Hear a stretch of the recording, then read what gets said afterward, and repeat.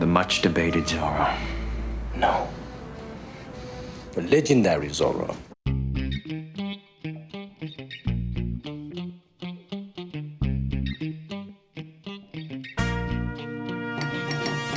Antonio Banderas est un acteur espagnol qui a facilement conquis Hollywood. Un producteur, un réalisateur, un chanteur et un homme d'affaires. Il a une armée de fans qui l'aiment dans le monde entier, mais qui sont aussi charismatiques et énergétiques. Mix Show présente. Beaucoup sont curieux de savoir comment vit le célèbre acteur aujourd'hui. Antonio Banderas, son vrai nom, José Antonio Dominguez Bandera. Le nom complet de l'acteur est né le 10 août 1960 à Malaga, dans le sud de l'Espagne. Son père, José Dominguez Pietro, était un officier de la garde civile espagnole. Et sa mère, Ana Bandera Gallego, travaillait comme institutrice.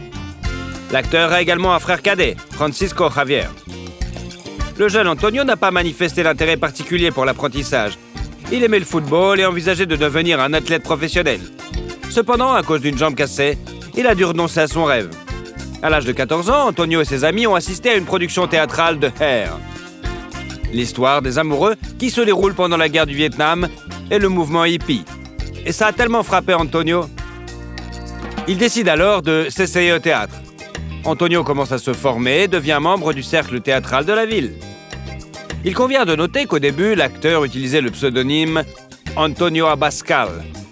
Par la suite, il a utilisé le nom de famille de sa mère comme pseudonyme en y ajoutant la lettre S. Antonio faisait preuve d'un grand zèle, mais peu de gens prenaient sa passion au sérieux.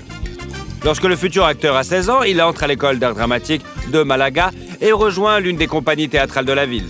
Après avoir obtenu son diplôme, Antonio se rend à Madrid pour se perfectionner en tant qu'acteur.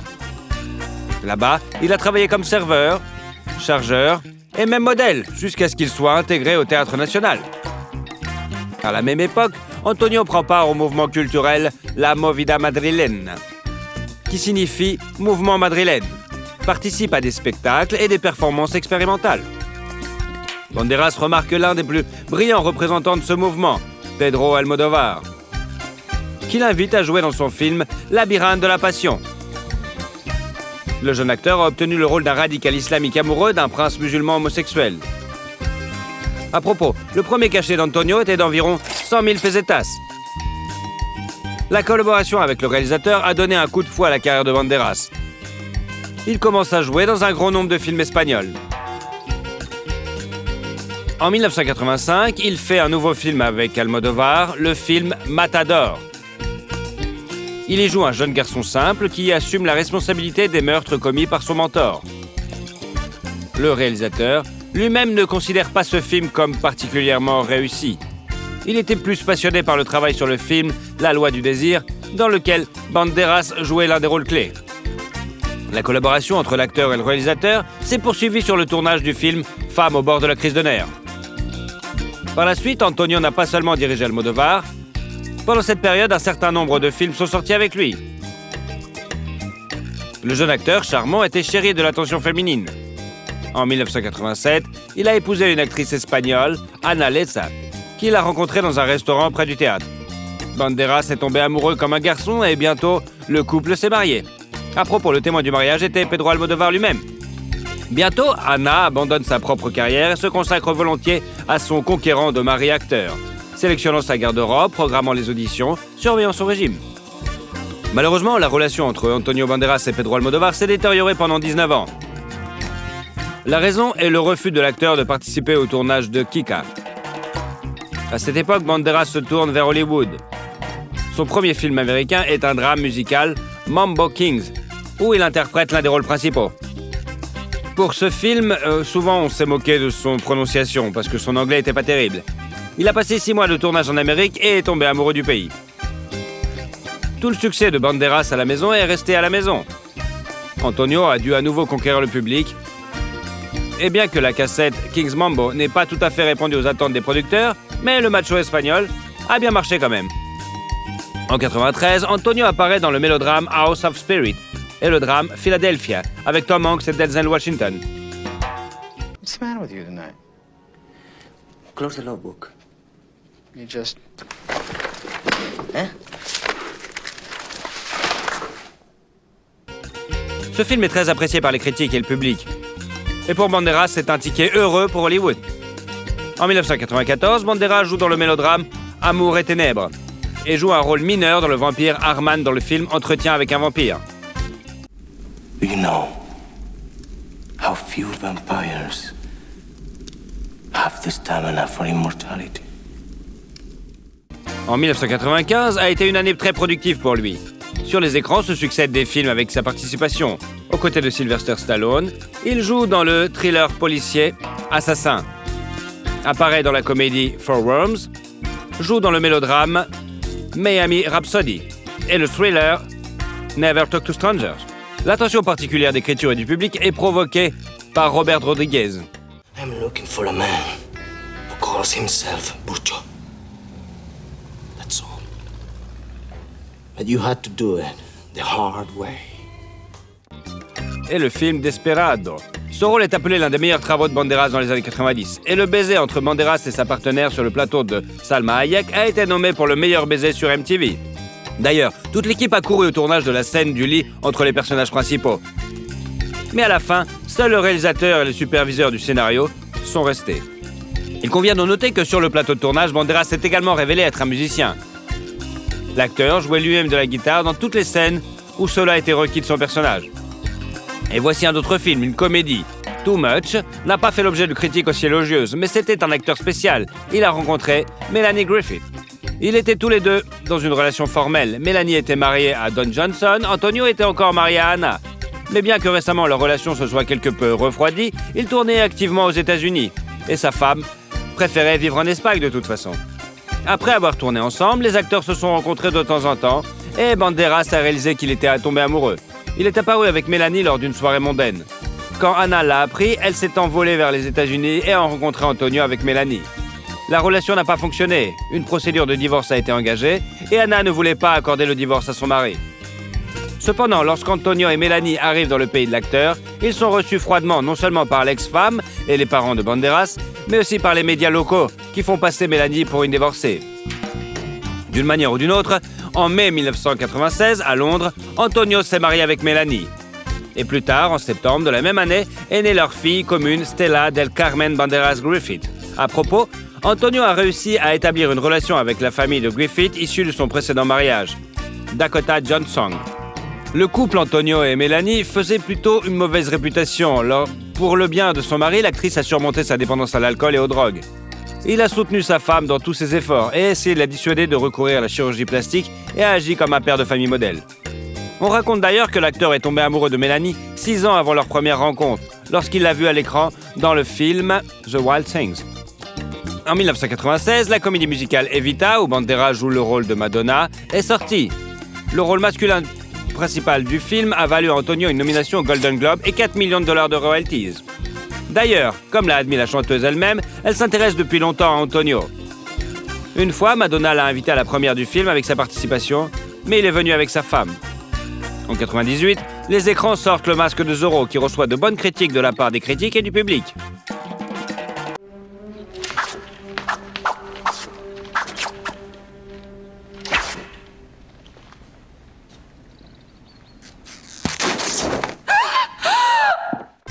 Pour jouer le rôle d'Alexandre Antonio, il a suivi 4 mois de formation dans l'équipe olympique espagnole d'escrime.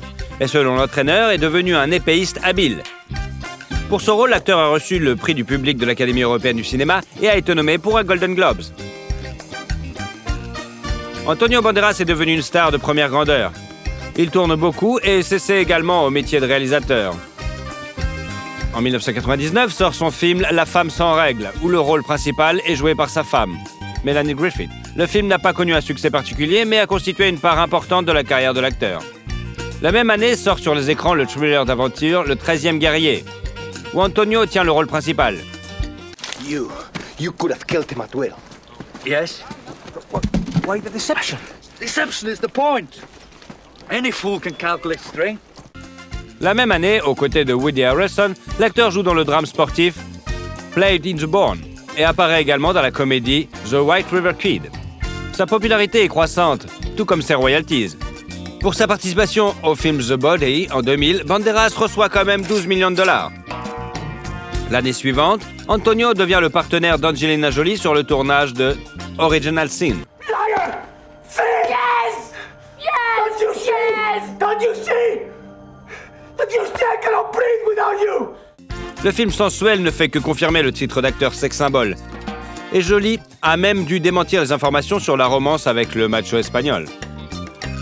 En 2001 également, Banderas accepte l'invitation de Robert Rodriguez à participer au film d'action-comédie d'aventure Spy Kids, dont 2 autres volets sortiront plus tard.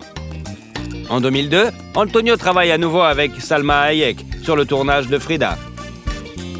Elle joue le premier rôle masculin dans le film franco-suisse Femme fatale. Une expérience moins réussie est celle de Ballistic, un film de la même année dont l'audience est plutôt faible. En 2003, sur les écrans sortent plusieurs films avec le macho espagnol. À la fin de l'été, la première de la suite de l'histoire, Il était une fois au Mexique, Desperado 2, et à l'automne vient le drame Imagine Argentine. À la télévision, Banderas interprète le rôle du révolutionnaire Pancho Villa dans le film HBO du même nom. Et d'ailleurs, il a été nommé aux Emmy Awards et aux Golden Globes pour ce rôle. En 2004, Antonio Banderas prête sa voix au chat dans le film d'animation Shrek 2. Le chat, beauté, charmant et colérique, est extrêmement populaire auprès du public et fait partie intégrante des films Shrek, suivant qu'il s'agisse de longs ou de courts-métrages. Le chat beauté sculpte la lettre P dans un arbre avec son épée, en référence à Zorro. Curieusement, 1 an après la sortie du dessin animé, Antonio réapparaît dans le rôle de Zorro dans La légende de Zorro. Look, I know what you're thinking, but Elena, listen. No, here's me, here is quitting. We're this far apart. Il est intéressant de noter que le sexy macho espagnol n'est pas seulement un grand acteur, mais aussi un musicien. Il interprète ses propres parties vocales dans les films, le cas échéant. Ainsi, la composition du film Desperado est devenue un succès populaire. Soy un hombre muy honrado que me gusta lo mejor. En 2005, une étoile a été dévoilée sur le Hollywood Walk of Fame en l'honneur d'Antonio Banderas. Cependant, l'essor est inévitablement suivi d'un déclin. Antonio apparaît de moins en moins souvent dans des films de catégorie A, et les années suivantes, il ralentit légèrement le rythme de ses apparitions sur les écrans. En 2006, il joue un rôle majeur dans le drame Take the Lead. L'année suivante, l'acteur partage l'affiche avec Jennifer Lopez dans le thriller policier Border Town et participe également à la comédie My Mom's New Boyfriend. En 2008, Banderas interprète le rôle de Ralph dans le thriller dramatique The Other Man et joue avec Morgan Freeman dans le thriller policier Ticket Thief. Don't even think about it. Think about what? Going anywhere near her. I'll rip your heart out. I mean it. It looks like it's your heart she's not so fond of. En 2009, l'acteur se fait opérer d'une opération bénigne au dos. Et l'année suivante, il joue dans plusieurs autres films. En 2011, un long dessin animé sur le chat beauté, interprété par la légende macho, est sorti, ainsi que le drame d'aventure Or Noir. La même année, La peau dans laquelle je vis a été présentée en première mondiale comme une réunion de la légendaire union créative d'Antonio Banderas et de Pedro Almodóvar. Ce thriller psychologique est un chef-d'œuvre qui a remporté de nombreux prix. En 2012, l'acteur a joué dans le film d'action Haywire et dans la comédie de science-fiction Ruby Sparks. En 2013, Banderas participe à nouveau à la voix off, cette fois pour le film d'animation Justin et les Chevaliers de la Vaillance. Il collabore également à nouveau avec Rodriguez sur le film Machete et avec Almodóvar dans la comédie I'm So Excited. En 2014, il a été révélé que la femme de l'acteur, Melanie Griffith, avait demandé le divorce.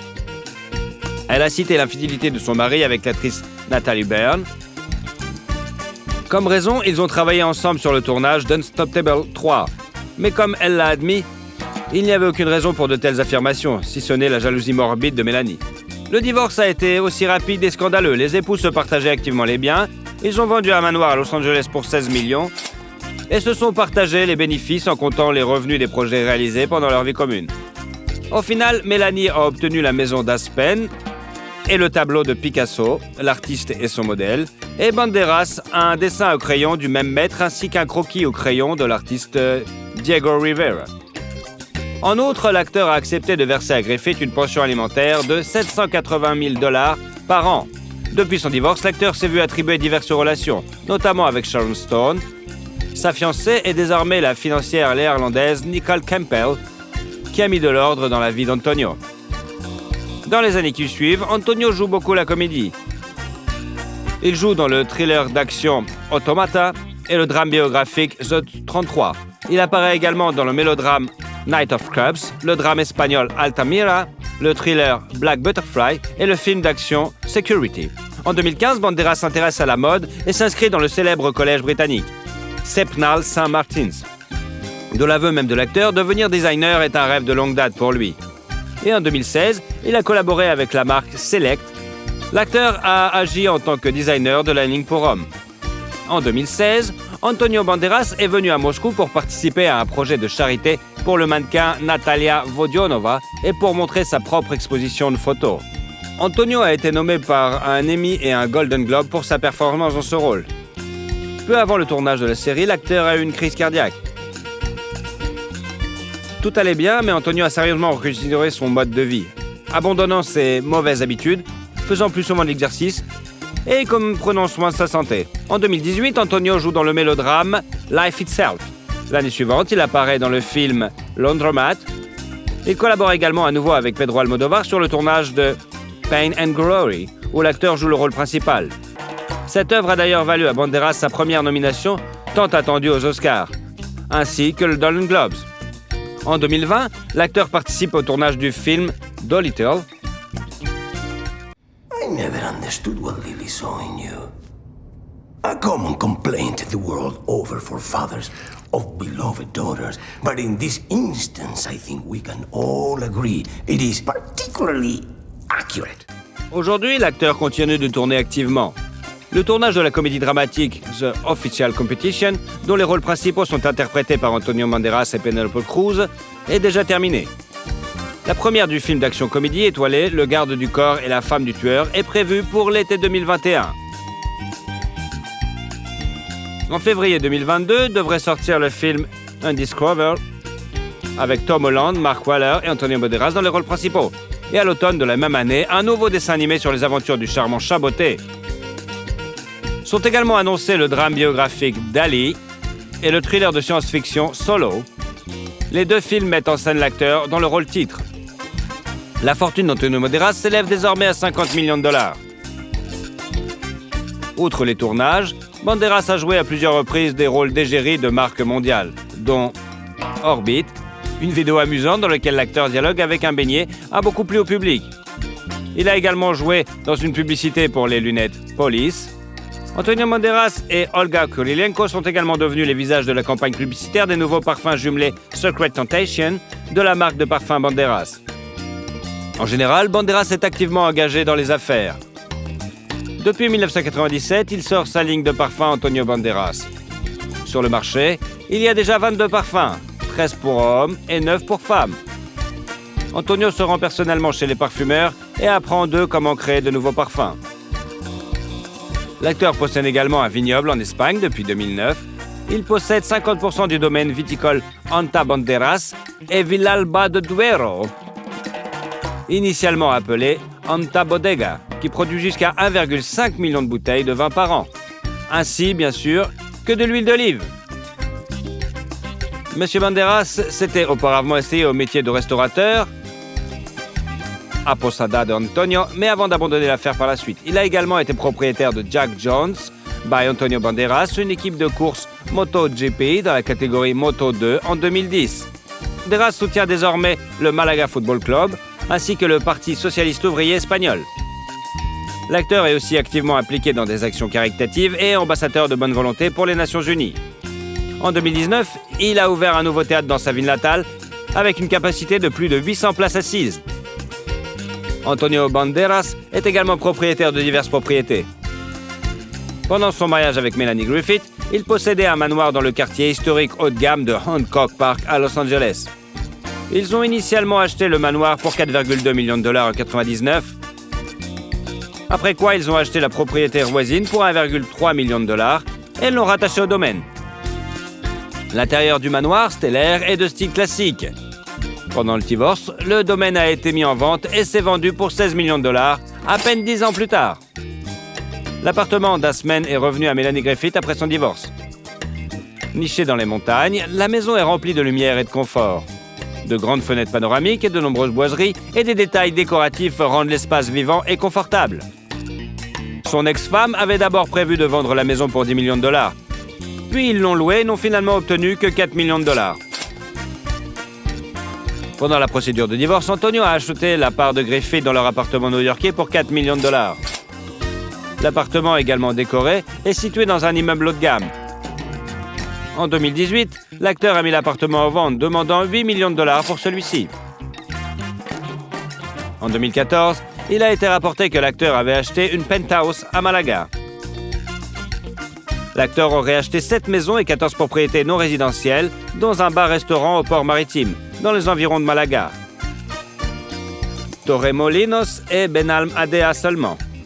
On sait qu'en 2008, les autorités ont obligé Banderas à démolir une partie du domaine appelé La Mouette, située à Marbella, car la maison avait été construite par les anciens propriétaires sans obtenir de permis. L'acteur a engagé une action en justice. Désormais, Banderas vit en Angleterre, dans un manoir situé dans le comté de Surrey. La nouvelle acquisition lui a coûté 3,1 millions d'euros. La maison a d'énormes fenêtres et des poutres au plafond. Elle est remplie de lumière et l'acteur adore cet endroit. Il se promène même à vélo dans les bois et dans le quartier. À propos, outre son vélo, Banderas possède une Bentley Continental Superstore, une Porsche 911 Cabriolet, une Audi A7 et même un jet privé dans son parc automobile. À votre avis, qu'est-ce qui a fait le succès d'Antonio Banderas? Ip Man, comment vit Donnie Yen et comment il dépense ses thunes? Le vrai nom de Donnie Yen est Zen Zidane et il est né le 27 juillet 1963 dans la ville de Guangzhou, dans le sud de la Chine, également connue sous le nom de Canton. Zen est la prononciation du nom de la fille de la dialecte pékin, tandis que la famille Yen est la prononciation cantonaise.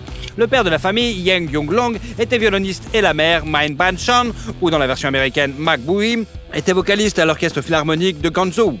C'est là qu'ils se sont rencontrés, mais 2 ans après la naissance de leur fils, la famille s'est séparée. Le père et l'enfant ont immigré à Hong Kong, mais May n'a pas été autorisé à déménager.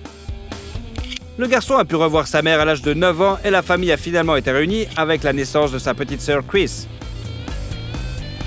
Pendant la période de séparation, May apprend les arts martiaux et rêve d'ouvrir sa propre école à Hong Kong. Mais sa maman s'y heurte, et là, la mafia locale aussi. Le marché est déjà divisé. May a également formé ses enfants aux arts martiaux. Il est donc pas surprenant que Chris soit aussi un maître en arts martiaux. Il est dans les années 2000, elle a essayé au cinéma. Les parents ont également encouragé l'amour de la musique chez leurs enfants. Donnie joue très bien du piano et de plusieurs autres instruments. Mais les arts martiaux restent sa principale passion. Le garçon étudie des livres spécialisés et répète tout, quel que soit le style. Lorsqu'il avait 11 ans, la famille de May a déménagé aux États-Unis, s'installant dans la banlieue de Boston. À l'étranger, le père de Donnie travaille comme rédacteur en chef d'un journal en langue chinoise. Et May parvient enfin à réaliser son rêve et créer un institut d'études des arts martiaux chinois. L'école est rapidement devenue populaire et Donnie est devenu l'un des meilleurs élèves. Il regardait attentivement les films avec ses acteurs combattants préférés, Bruce Lee et Jackie Chan, et répétait leurs tours. Mais pour Chuck Norris, il était dédaigneux car il pouvait facilement distinguer dans quels films on voit de vrais arts martiaux chinois et dans lesquels seulement ce sont des imitations. À l'adolescence, Donnie a commencé à pratiquer le karaté japonais, le taekwondo coréen et la boxe occidentale, ainsi que le hip-hop et le breakdance. Il a commencé à sécher les cours et à passer du temps dans la tristement célèbre Fight Zone. C'est ainsi qu'on appelait le quartier criminel de Boston. L'adolescent a participé à des combats clandestins sans merci, se lance dans la vie nocturne et rejoint même un gang. Pour éviter que son fils ne sombre dans la vie de gang, la mère de Donnie l'envoie à Pékin, voir le maître Li Yumeng, qui entraîne l'équipe nationale de Kung Fu. En 1983, Lan décide de rentrer aux États-Unis avec l'intention de créer sa propre école d'arts martiaux à Hollywood. Mais avant de partir, il s'arrête à Hong Kong pour faire évaluer les capacités de combat de Donnie par une connaissance de sa mère, à la demande de celle-ci. Cette connaissance est le réalisateur Wen Wimping, qui invite immédiatement le jeune homme à un casting pour un nouveau film d'action comique, Drang Chai-Chi, également connu sous le nom de Rank and Shaolin Master. That'll teach you to fool around with me, little boy.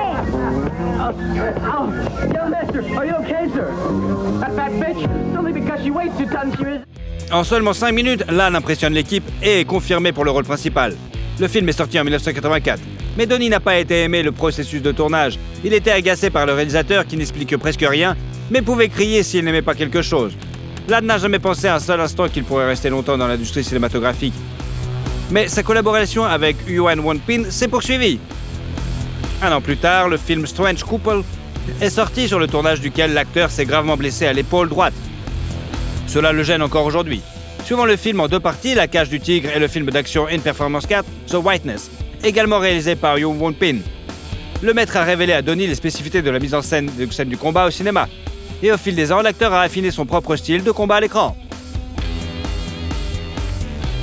Par la suite, il a travaillé avec d'autres réalisateurs, jouant dans des films tels que La Vierge Sacrée, Contre la mort vivant, La Chasse au cristal, La Taverne du Dragon, Le Guépard de feu, Le Papillon de l'épée, tandis que son rôle emblématique a été dans le film d'action 92, Il était une fois en Chine numéro 2 avec Jet Li. 黃師傅不過係民團總教練，失禮，大人見笑。頭先只不過向黃師傅請教幾招，黃師傅嘅少林棍法可以名不虛傳。 Ce film a valu à Donnie une nomination au Kong Film Award pour le meilleur second rôle. En 1993, l'acteur a retrouvé Won-pin sur le plateau du film d'action Iron Monkey. 有冇聽過鐵馬騮？街知巷聞啦，你想揾佢咩？如果俾我揾到佢，我一定扭甩佢個頭。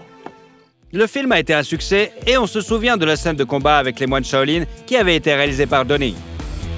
Ironiquement, ce fragment particulier était en grande partie le résultat du montage du film et de câbles volants, mais presque toutes les autres scènes étaient minutieusement chorégraphiées. Iron Monkey était d'autres plus remarquable que quelques années après sa sortie en Asie. Il a été acquis par les studios de cinéma Miramax, retravaillé, réenregistré et projeté dans les salles de cinéma aux États-Unis. Après sa première à New York et à Los Angeles, le film a été acclamé par la critique aux États-Unis et a reçu un prix aux Taurus Awards, le prix annuel de l'Académie mondiale des cascadeurs récompensant les meilleures cascades du cinéma. Toujours en 1993, en novembre, Donnie Yen a épousé le mannequin Zing Chin Lung, mais leur vie conjugale a duré moins d'1 an. Après leur rupture, Lung a découvert qu'elle était enceinte et leur fils, Man Yong Yen, est né en 1995. Depuis, il a tourné dans des films tels que Un héros parmi les héros, Le Papillon et l'épée, Wing Chun, dont il a également composé la bande de son, et Haute Tension. Ce dernier a vu ses débuts en tant que co-réalisateur, suivi de la suite de Singe de fer en 1996. Ensuite, il y a eu le film Ballistic Keys, Shanghai Affair and Legend of the Wolf. I hope to remember who I was after seeing you. You can't understand. Every night I have nightmares. It's terrible. I can't remember. Tous les 3 ont été réalisés par lui-même. Ensuite, il y a eu The New Big Boss, qui est devenu un vrai véritable classique. Après avoir divorcé de sa première femme, Donnie a commencé à fréquenter une actrice de modèle photo de Hong Kong nommée Young-man. Leur relation s'est terminée en 2000, mais on se souvient d'un épisode qui s'est produit à la fin des années 90. Les jeunes gens étaient allés dans une boîte de nuit à Hong Kong et lorsque Donnie s'est écarté pour commander, 8 hommes fortement alcoolisés ont montré un intérêt malsain pour Joey.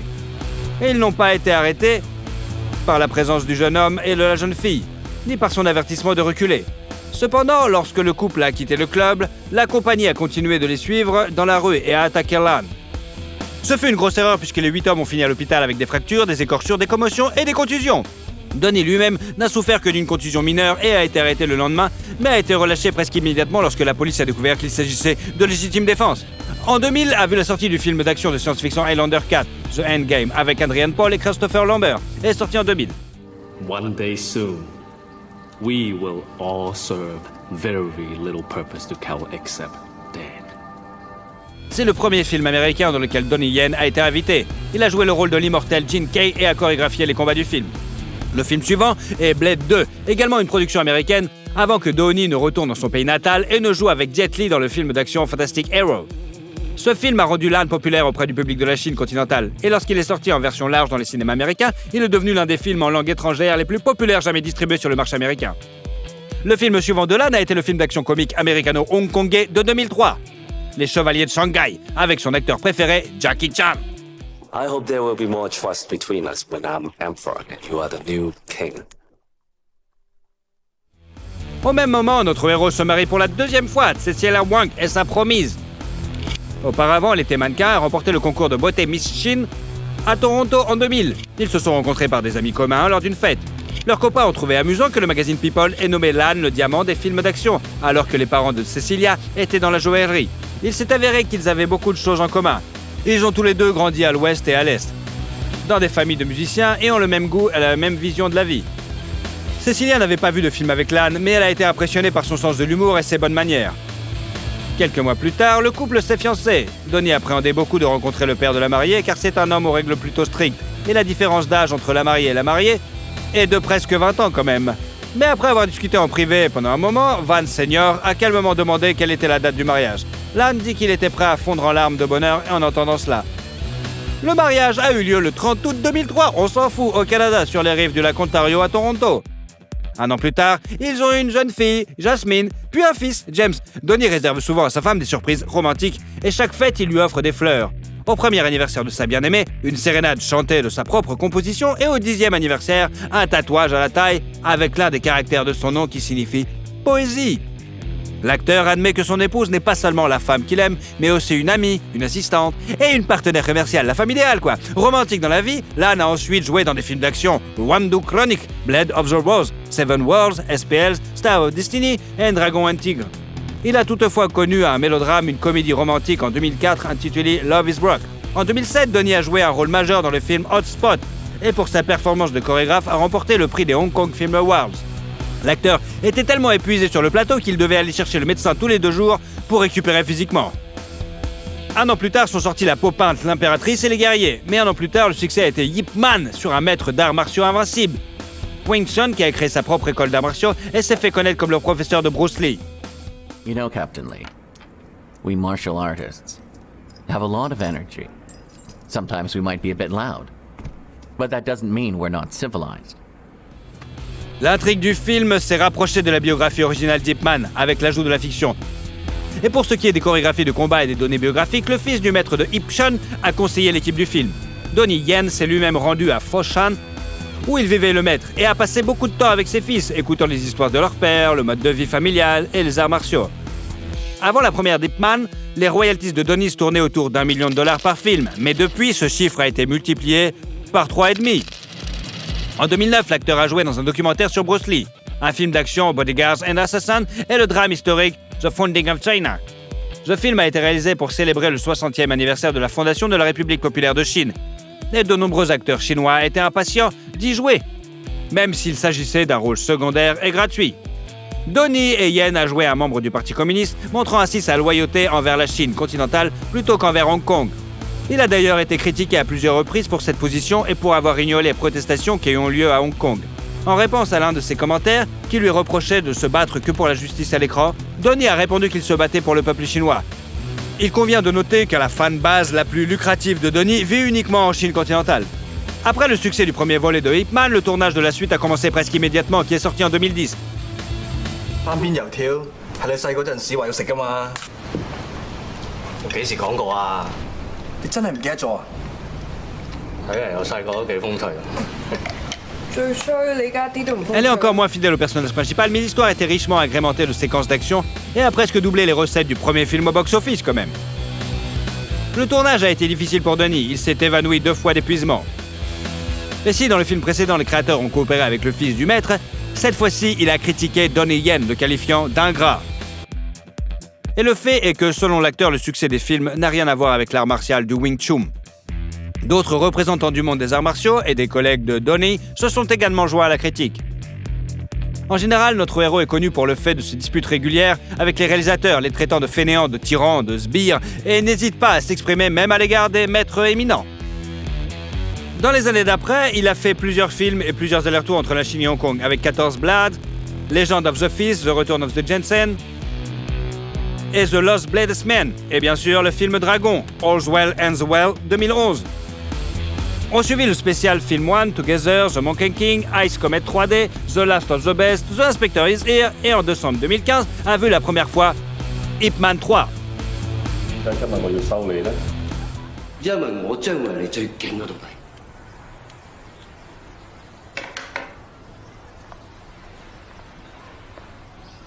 你憑咩咁諗啊？因為我個快。Donnie a attribué le long hiatus entre le deuxième et le troisième volet au fait que de nombreux autres projets cinématographiques et télévisuels sur le personnage sortaient, et que le marché était quelque peu saturé. Cette fois, l'intrigue est presque incohérente par rapport à la biographie réelle du grand maître. Mais la formule du succès avec beaucoup de scènes d'action a encore fonctionné. Et le film a quand même remporté 157 millions de dollars pour un budget de 36 millions. Il est nécessaire de noter que la femme de Donnie était très inquiète pour son mari, car il devait se battre contre Mike Tyson sur le tournage, mais ses craintes n'étaient pas justifiées. Au contraire, l'âne a cassé le doigt du célèbre boxeur. En 2015, l'acteur a créé le Young Honor Fund pour permettre aux célébrités de se défendre contre la diffamation. Donnie a gagné l'argent avec lequel l'organisation a été fondée lors d'un procès contre le réalisateur, Tan Bean. Ce dernier accusait l'âne d'avoir refusé de travailler sur son projet et d'avoir engagé des bots pour menacer la famille de l'acteur. En 2016, notre héros a joué dans le film d'action-aventure Crouching Tiger, Hidden Dragon, Sword of Dynasty de Netflix et dans le space opéra épique américain Outcast One, Star Wars. Really? He's praying for the door to open. It bothers him because he knows it's possible. Donnie hésitait à accepter l'invitation à jouer dans ce film, car il devait s'éloigner de sa famille pendant une longue période. Mais les enfants l'ont littéralement forcé. Il était tellement excité à l'idée que leur père jouait dans un film avec des boules lumineuses et des vaisseaux spatiaux qu'il n'a pas pu résister.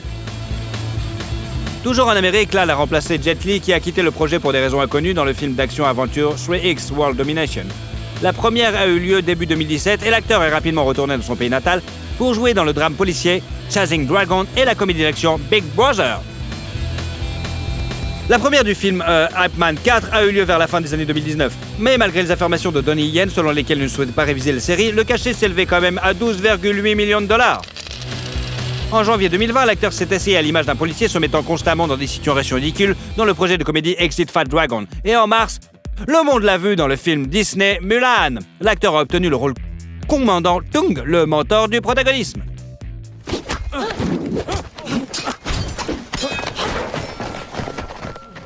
I'm your commanding officer. Fighting will not be tolerated, am I clear? Yes, Commander. En 2021, Donnie Yen apparaît dans le film Crossfire, New Kung Fu Cult Master 1 et bien sûr le film d'aventure Come Back Home. Un film d'action phaser et une adaptation cinématographique du célèbre jeu vidéo Sleeping Dogs sont également attendus, mais les fans attendent surtout le 4e volet de l'histoire de John Wick avec Keanu Reeves. Le projet est en post-production, c'est-à-dire que le tournage est déjà terminé et le réalisateur principal des scènes d'action de ce film ne cache pas qu'il a gloussé comme un gamin en travaillant avec son idole d'enfance. Jet Li, Jackie Chan et Michelle Yeoh considèrent Donnie Yen comme le meilleur combattant du cinéma asiatique moderne. Il est titulaire d'une ceinture noire de 6e degré au taekwondo, d'une ceinture noire en judo, d'une ceinture violette en jiu-jitsu brésilien et continue d'apprendre de nouvelles techniques. Par exemple, il introduit les arts martiaux mixtes dans le cinéma asiatique. Il a montré une excellente forme physique sur ses plateformes de médias sociaux, mais il est conscient que ses options sont devenues plus limitées avec l'âge. Il n'a pas peur qu'un jour il ne puisse plus faire ce qu'il est capable de faire maintenant. Il se tourne progressivement vers la réalisation, la production et d'autres travaux de l'autre côté de la caméra. Donnie Yen a également la connaissance de plusieurs langues dans son arsenal. Il parle couramment le cantonais, le chinois et l'anglais. Il a également appris le coréen sur le tournage d'un de ses films et peut comprendre le dialecte de Shanghai, parlé par la famille de sa femme. La fortune de Donnie Yen est estimée à 40 millions de dollars. Il est considéré comme l'un des acteurs les mieux payés d'Asie. Il gagne généralement entre 7 et 8 millions de dollars grâce à ses films, mais l'âne possède également une marque de vêtements, et oui, 10 éditions, et une marque de lunettes de soleil, Donnie High. En outre, selon les médias, une publicité avec l'acteur coûte aux environs d'1 million de dollars. Il a fait la publicité d'un remède contre le mal de dos, de montres Hublot, de voitures BMW, de la marque de sport Nike, de plusieurs jeux vidéo, et avec sa femme, il a été le visage de la marque de matelas et d'oreillers orthopédiques Sinomax. L'âne est également impliqué dans des projets sociaux. Par exemple, il a encouragé les gens à renoncer au plastique et à jouer dans des publicités pour les services de secours de Hong Kong. Il est également actif dans le domaine de la charité et a créé une plateforme en ligne avec sa femme en 2012 pour encourager les gens à aider les autres. Il est ambassadeur de Save the Children International et a visité des camps de réfugiés en Thaïlande en 2015 et a fait don de 130 000 $, bien sûr, aux travailleurs médicaux de Wuhan en 2020. Yan possède au moins 6 propriétés à Hong Kong, toutes sauf une ont été achetées pour environ 1,5 million de dollars. L'exception est une maison située dans un quartier huppé de Hong Kong qui a coûté quand même la maudite somme de 17 millions de dollars. Les médias ont décrit la demeure comme une forteresse les plus élégantes où se distinguent notamment une salle de sport et un salon avec un piano à queue. La propriété est connue pour être détenue à 80% par la femme de Donnie et à seulement 20% par lui. Dans le garage, l'acteur possède plusieurs modèles de Lamborghini, de Bentley Continental GT et de Toyota Alphard pour les voyages en famille, bien sûr. Et dans la garde-robe, des accessoires coûteux. Il porte une Rolex à 14 000 $ et une Odermatt Piguet d'une valeur d'environ 70 000 $. En 2016 également, Donnie a acheté un cheval appelé Bad Boys, qui a participé à des courses. L'acteur lui-même assiste souvent à des courses de chevaux. Et vous, aimez-vous des films avec Donnie Yen en vedette? Si vous aimez la vidéo, vous pourrez nous suivre et ne louperez jamais aucune vidéo. Alors, allez-y,